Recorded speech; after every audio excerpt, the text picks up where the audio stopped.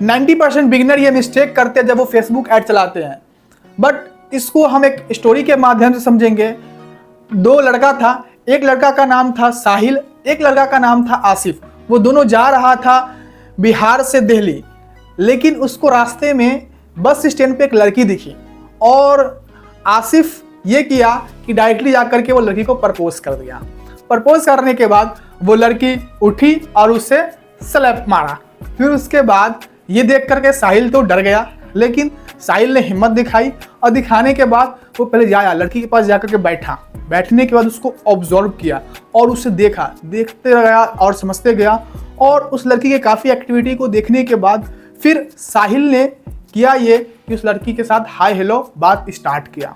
बात करने के बाद लड़की को भी बात करने में कुछ इंटरेस्ट आया। फिर उसके बाद साहिल ने उस लड़की से नंबर वगैरह एक्सचेंज किया। नंबर एक्सचेंज करने के बाद फिर वो घर आकर के उस लड़की से बातें वगैरह किया। फिर कुछ दिन के बाद वो डेट पे गया। डेट पे जाने के बाद एक दो डेट किया।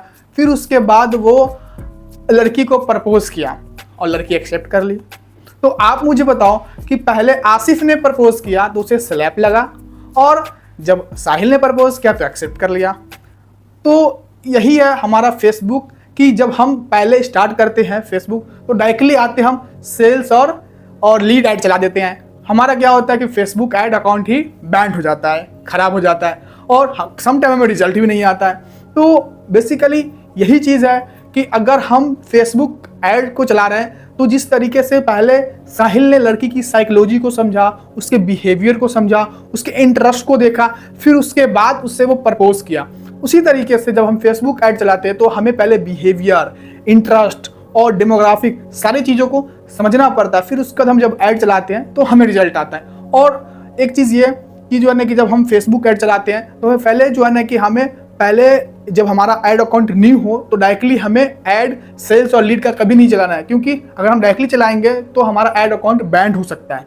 बट उस चीज़ों को अंडरस्टैंड करें हम कि जो है कि जब पहले हम चला रहे हैं तो हमें पहले अपने पेज को वार्म अप करना है। वार्म अप करने के लिए हम लाइक कैंपेन चला सकते हैं, ठीक है, और अपने अकाउंट पे जो है कि पहले हम इंगेजमेंट ला सकते हैं, उसके साथ हम इंगेज कर सकते हैं, फिर हम चलाएंगे जो हमारा ऐड चलाना होगा। जो भी फर्स्ट पॉइंट जो आप नोट करो, पहला कि हमें बायर पर्सोना बनाना है, फिर ऐड चलाना है। बायर पर्सोना का मतलब ये होता है कि लाइक आप सामने वाले पर्सन के एज, उसके लोकेशन, उसके इंटरेस्ट, उसके बिहेवियर, सारी चीज़ों को आप पहले अंडरस्टैंड करते हो, आप नोट करते हो, फिर उसके बाद आप ऐड चलाते हो। तो आपको पहले बायर पर्सोना बनाना है। फर्स्ट पॉइंट आप लिखो कि आपको पहले बायर पर्सोना बनाना है। बायर पर्सोना आपको बनाने आता है तो अच्छी बात है, नहीं आता है तो आप कमेंट करो, मैं इस पर डिटेल वीडियो आपको जरूर नेक्स्ट इसी पे ला दूंगा।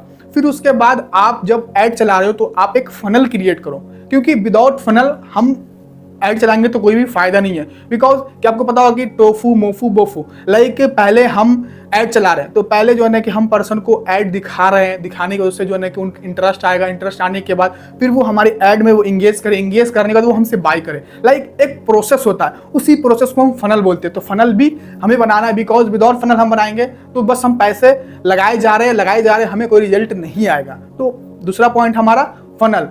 तीसरा पॉइंट ये कि हम एक ही पेमेंट मेथड को हर ऐड अकाउंट में नहीं ऐड करें, बिकॉज कि एक ऐड अकाउंट हमारा खराब हुआ तो हमारा पेमेंट मेथड जो है ना कि वो भी खराब हो जाएगा। तो ये भी मिस्टेक हम न्यू रहते हैं तो हम करते हैं।